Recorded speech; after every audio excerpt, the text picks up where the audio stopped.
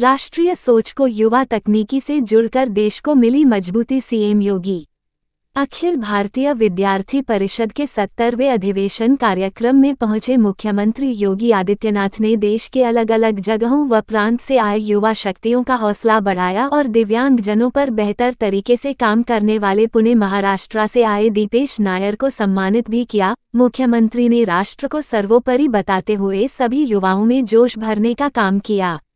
अखिल भारतीय विद्यार्थी परिषद के 70वें राष्ट्रीय अधिवेशन में बतौर मुख्य अतिथि सीएम योगी आदित्यनाथ शामिल हुए। उन्होंने कहा कि युवा सोच और तकनीकी दोनों देश के मजबूत कर सकता है।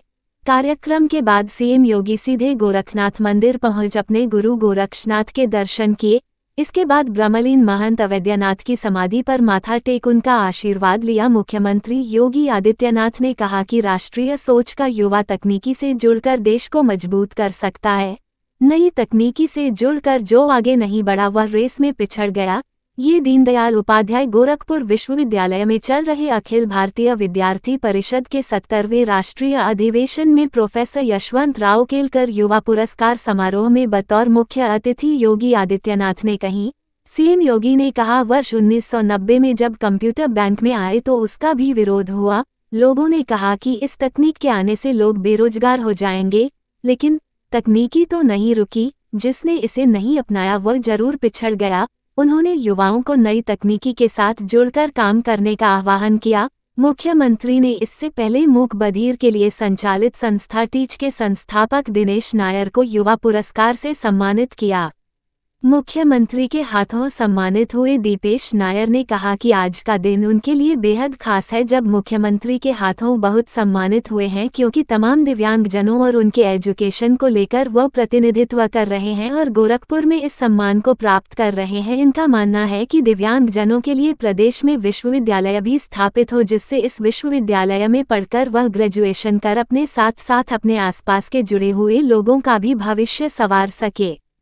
बाइट दीपेश नायर पुरस्कृत पुणे महाराष्ट्र के गोरखपुर के विश्वविद्यालय प्रांगण में 22 नवंबर से शुरू हुआ अखिल भारतीय विद्यार्थी परिषद का 70वां अधिवेशन कार्यक्रम 24 नवंबर को समाप्त हुआ और समापन के दिन मुख्यमंत्री योगी आदित्यनाथ मौजूद रहे और उन्होंने इस कार्यक्रम के दौरान देश के अलग अलग प्रांत से आए हुए युवा शक्ति का हौसला अफजाई किया और उन्हें राष्ट्र सर्वोपरि का ज्ञान भी बताया, जिसको लेकर ग्राउंड से जायजा लिया हमारे इंडिया न्यूज संवाददाता सुशील कुमार ने।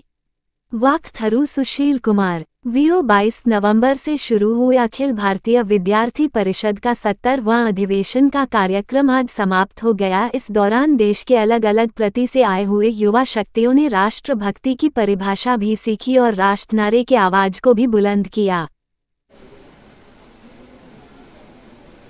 जो कुशल संगठनकर्ता अखिल भारतीय विद्यार्थी परिषद जैसे राष्ट्रवादी छात्र संगठन को दुनिया के सबसे बड़े छात्र संगठन के रूप में स्थापित करने में जिनकी महती भूमिका, समारोह में अखिल भारतीय विद्यार्थी परिषद के राष्ट्रीय अध्यक्ष प्रोफेसर राज शरण शाही जी, प्रसाद गुप्ता जी,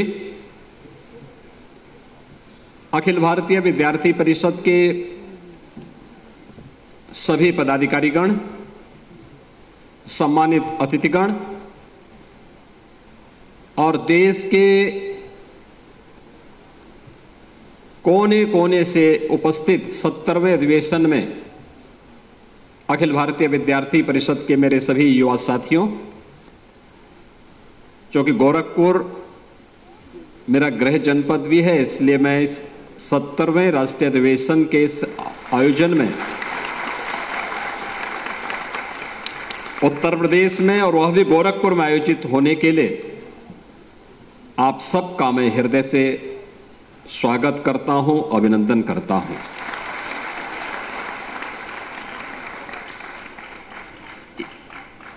यह आयोजन बहुत महत्वपूर्ण आयोजन है। अखिल भारतीय विद्यार्थी परिषद की स्थापना के बाद यह 70वां अधिवेशन है। संभवतः पहला अधिवेशन होगा जब अखिल भारतीय विद्यार्थी परिषद के राष्ट्रीय अध्यक्ष के स्वयं के जनपद में राष्ट्रीय अधिवेशन हो रहा है।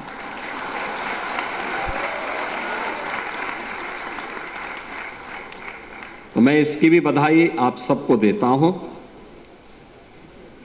और मेरे लिए यह अत्यंत महत्वपूर्ण है कि प्रोफेसर यशवंतराव केलकर पुरस्कार किसी युवा शोधार्थी को इनोवेशन के लिए जिन्होंने कुछ नया किया है, लोक जीवन के लिए, समाज जीवन के लिए, ऐसे युवा को समर्पित किया जा रहा है। और वह वर्ष हो जब प्रोफेसर यशवंतराव केलकर जी की जन्म शताब्दी वर्ष हो। स्वाभाविक रूप से इस अवसर पर मैं इस पुरस्कार को प्राप्त करता, जिन्हें अभी यहाँ पर मंच पर पुरस्कार दिया गया है, श्री दीपेश नायर जी को मैं हृदय से बधाई देता हूँ, उनका अभिनंदन करता हूँ और प्रोफेसर यशवंतराव केलकर जी की स्मृतियों को नमन करते हुए उन्हें विनम्र श्रद्धांजलि भी अर्पित करता हूँ।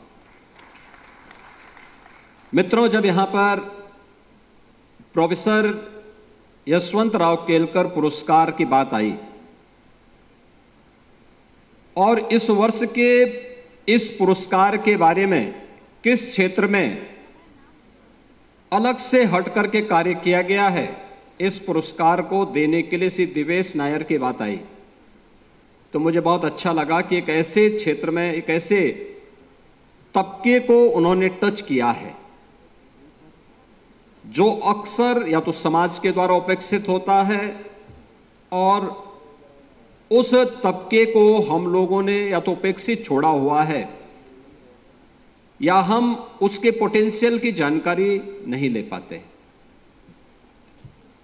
याद रखना, ऊर्जा के दोनों हेतु हैं जिसके बारे में मैं आगे चर्चा करूंगा। उसका सदुपयोग भी हो सकता है और दुरुपयोग भी। उसका एक छोटा सा उदाहरण मैं आपके सामने दूंगा। अभी 3 महीने पहले माननीय न्यायालय ने एक कुख्यात मौलवी और उसके साथ के 7 लोगों को आजीवन कारावास की सजा सुनाई है।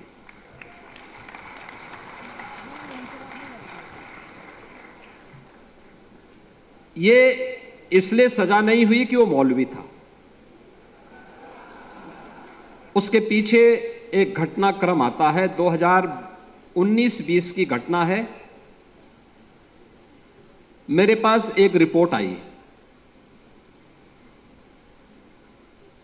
एक मंदिर में एक संत पर मिलने की नियत से 2 युवा जा रहे थे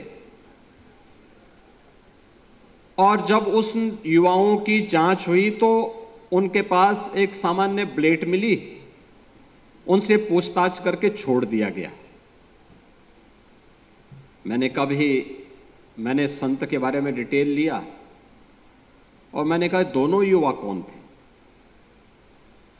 संबंधित जनपद के पुलिस अधीक्षक को मैंने फोन करके पूछा, मैंने कहा दोनों युवा कौन थे। तत्कालीन जो हमारे डीजीपी थे उनसे मैंने कहा भी इन दोनों युवाओं के बारे में डिटेल लो। कहा साहब ये दोनों हिंदू युवा थे ऐसा। मैंने कहा भी देखो मैं ये नहीं पूछ रहा हूं, एक मुझे बताओ कि उनके पास मिला क्या। कहा साहब एक ब्लेड था। मैंने कहा कैसा ब्लेड था। कहा वो सर्जिकल ब्लेड होता है। मैंने कहा सर्जिकल ब्लेड ये डॉक्टर इस्तेमाल करते हैं सर्जरी में, बहुत शार्प होता है।